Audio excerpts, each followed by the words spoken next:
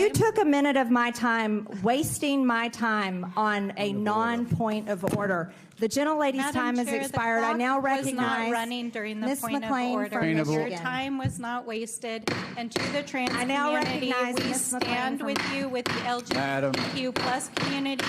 We stand with you, and you can Madam break Chair. my eardrums all you want, Madam Chair, but we stand with the LGBTQ plus community, and you can gavel me till Order. This come hearing home will and it come to won't order.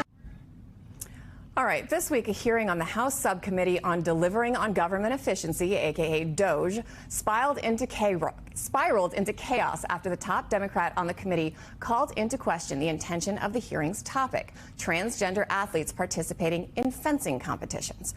The subcommittee chair, Congresswoman Marjorie Taylor Greene, said the topic was indeed tied to government efficiency because President Trump signed an order barring transgendered women from competing in women's sports.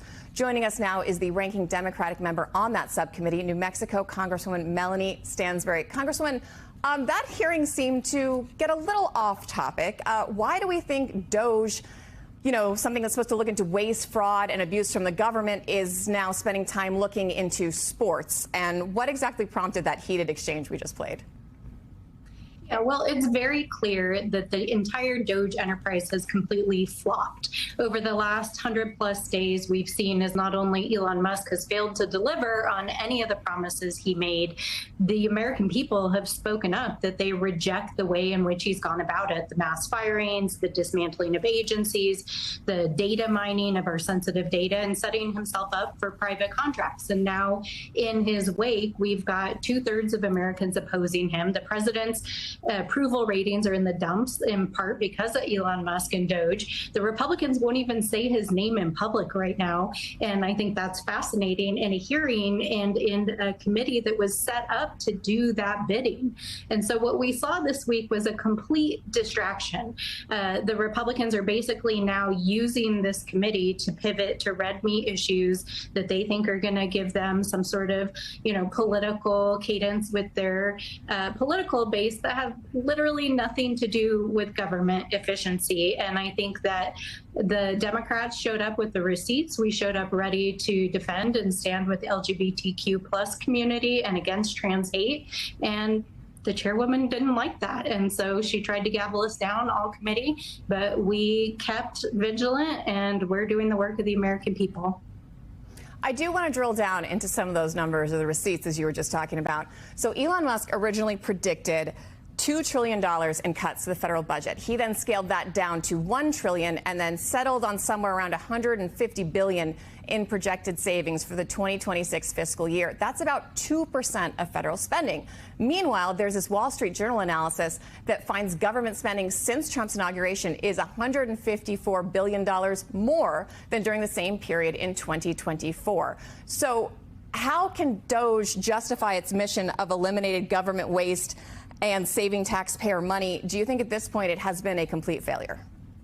Oh, absolutely. I mean, I think from the start, it was a farce. And while I think Democrats at large are very much dedicated to making sure that the government is efficient and modernized and that we make changes to how we deliver services, it's very clear that Elon Musk had a dream one day about creating this effort to try to remake the federal government using a tech model and it within the ideological bounds of his ideas about the world and the worldview. And he gave Donald Trump, almost $300 million to fund his campaign. And so, sure, Donald Trump gave him carte blanche to go in there and do it. And it completely failed. He was unable to do anything that even resembled creating efficiency. And as you're pointing out, and as these studies are pointing out, Donald Trump actually increased spending over his first 100 days over the last administration, while they were withholding funding for food aid for children who were starving around the world, while they were cutting back services at Social Security, while they were holding on to vital funding to help our communities do the basic services that our seniors and our children need. So this has been a complete joke. And on his way out as Elon Musk is headed out, and we don't know what's going to happen to the formal Doge bros who are still there, but I suspect many of them will leave since it's been such an abject failure. You know, he's leaving with having accessed and analyzed the most valuable data sets on planet Earth, and he's set himself up for billions of dollars in new contracts. But the American people don't want this. This is not what they voted for. Even Republicans overwhelmingly reject what Doge is doing. And it's very clear that the Republicans don't have a plan, except for the nefarious plans that they're going to try to put into place through Donald Trump's budget. So Doge is now pivoting to Donald Trump's budget, which we saw delivered to Congress 2 weeks ago. And we're seeing this unprecedented effort to dismantle Medicaid, food assistance, and environmental programs to give $7 trillion in tax breaks to billionaires permanently. So that's the only agenda they have, and it is so historically and absolutely a failure and rejected by the American people.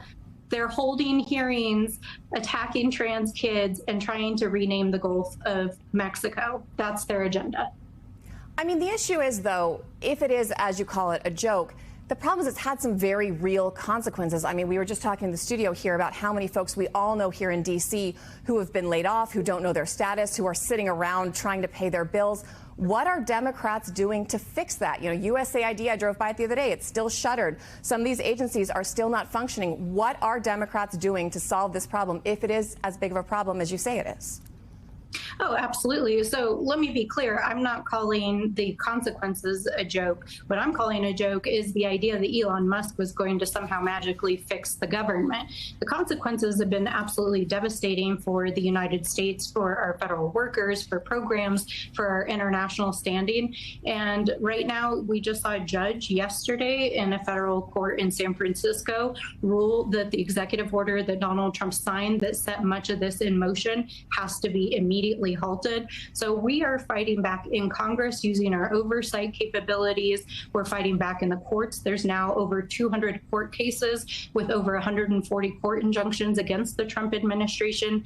And we're fighting back and educating folks in our communities, because at the end of the day, none of this has to happen. The Republicans are in the majority. All we need is 4 Republicans in the House to have a backbone and stand up for the Constitution and do their jobs, and we could stop this now. So it's really important that we continue to organize in our communities, that people speak up and speak out, and Democrats are going to hold their feet to the fire and continue to do that work and to stop them at every step that we can. All right. Thank you. Congresswoman Melanie Stansbury, we're going to have to leave it there.